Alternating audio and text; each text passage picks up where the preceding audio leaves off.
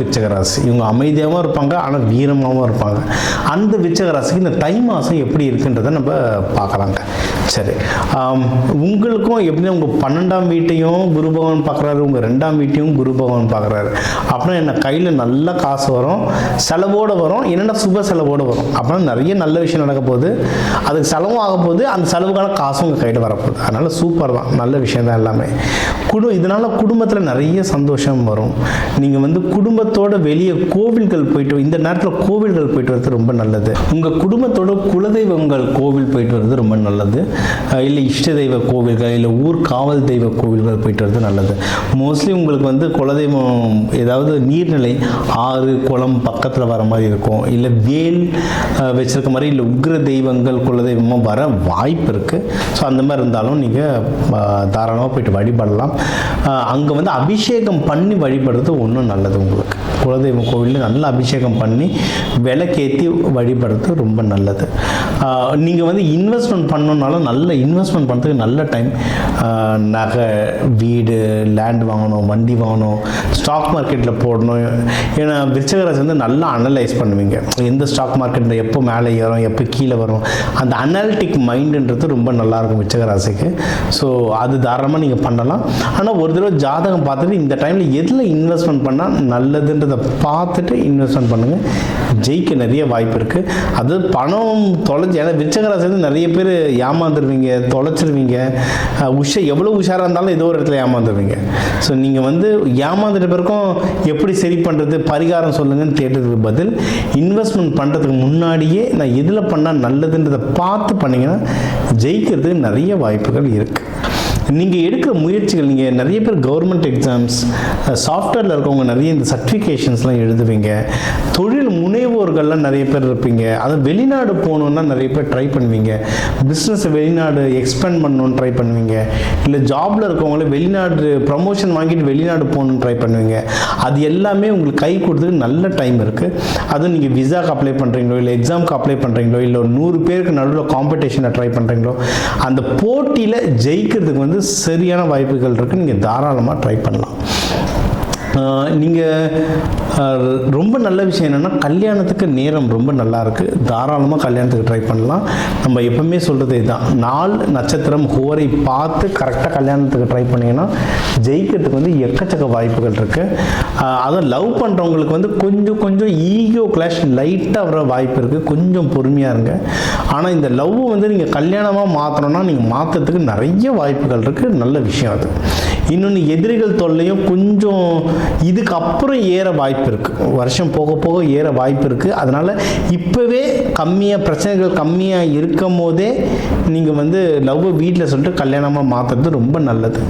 நீங்கள் இப்போ மகப்பேறு யாரோ கல்யாணம் ஆனவங்க மகப்பேருக்கு ட்ரை பண்ணிங்கன்னா ரொம்ப நல்ல டைம் இது. ஏற்கனவே கல்யாணம் ஆனவங்களுக்குள்ளே நல்ல இணக்கம் வரும். குழந்தை பாக்கியத்துக்கு ட்ரை பண்ணுறவங்க தாராளமாக ட்ரை பண்ணலாம். இப்போ குழந்தை பாக்கியமோ, கல்யாணமோ, பிஸ்னஸோ எல்லாத்துக்கும் பணம் தேவை. ஸோ உங்களுக்கு தேவையான பணம் தேவையான நேரத்தில் கரெக்டாக வரும். உங்களுக்கு எவ்வளோ தேவையோ அதை வரைக்கும் வாங்கி செலவு பண்ணிங்கன்னா, சிக்கனமாக இருந்தீங்கன்னா வாழ்க்கையில் சிறப்பாக வாழலாம். குருமார்களுடைய தொடர்புகள் நல்லா வரும். நிறைய குருமார்களை பார்ப்பீங்க, உங்களுக்கு நிறைய அட்வைசஸ் கொடுப்பாங்க. குருமார்கள்னால் இப்போ ஜோதிடர் மட்டும் இல்லை, உங்களுக்கு பிடிச்ச சாமி, உங்களுக்கு பிடிச்ச மேனேஜர், டிஎல், சீனியர், அண்ணா, அக்கா, உங்களுக்கு அட்வைஸ் பண்ணுறவங்க யாராக இருந்தாலும் அவங்க குருமார்கள். அவங்கள போய் நேரில் பாருங்கள், நிறைய அட்வைஸ் கேளுங்க, வாழ்க்கையில் நல்லா முன்னேறலாம். அண்டு இதில் தொழிலில் கொஞ்சம் கவனமாக இருங்க. தொழிலில் முன்னேற்றங்கள் வரும், ஆனால் கொஞ்சம் ஜாகிரதையாக இருக்கணும். பாலிடிக்ஸ் எதுலேயும் போயிடாதீங்க. நீங்கள் அமைதியான ஆள், அதே மாதிரி அமைதியாக இருந்துட்டு யார் என்ன பண்ணுறான்னு வாட்ச் பண்ணிங்கன்னாவே நீங்கள் ஜெயிச்சிடலாம். நீங்கள் பிஸ்னஸ் பண்ணுறீங்க, பிஸ்னஸ் ப்ராஃபிட்லாம் கொஞ்சம் நஷ்டமாக வர மாதிரி இருந்தால் பணத்தை வெளியே எடுத்துருங்க. ஏதோ பிரச்சனை வர மாதிரி இருந்தால் அந்த இடத்துல நகர்ந்துருங்க. உங்களுக்கு கண்டிப்பாக செலவு வரும், ஆனால் சுப செலவாக வரும். ஸோ கையில் காசு வரும்போது அதை எடுத்து கரெக்டான விஷயத்தை இன்வெஸ்ட்மெண்ட் பண்ணிட்டீங்கன்னா இந்த தை மாதம் ஒரு சிறப்பான மாதமாக உங்களுக்கு அமையும். கூடவே நீங்கள் வந்து வழிபட வேண்டிய தெய்வங்கள் வந்து முருகர், துர்க்கை, யோக நரசிம்மர், சக்கரத்தாழ்வார் இவங்களெல்லாம் வந்து செவ்வாய்க்கிழமை செவ்வாய் ஹோரையில் வழிபடுறது ரொம்ப நல்லது. தீபம் போட்டு வழிபடலாம். இல்லை அபிஷேகத்துக்கு தண்ணி, பன்னீர் இதெல்லாம் கொடுத்தும் வழிபடலாம்.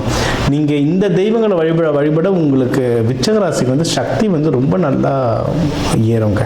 சரிங்களா?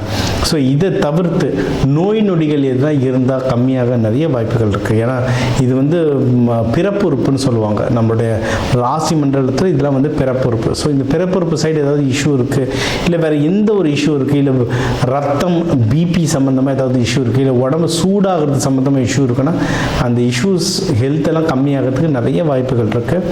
இதை தாண்டி உங்களுக்கு நம்ம கண்டிப்பாக இங்கிலீஷ் மருந்து எடுத்துக்கணும். இது கூடவே ஆல்டர்னேட் தெரப்பின்னு சொல்லுவாங்க.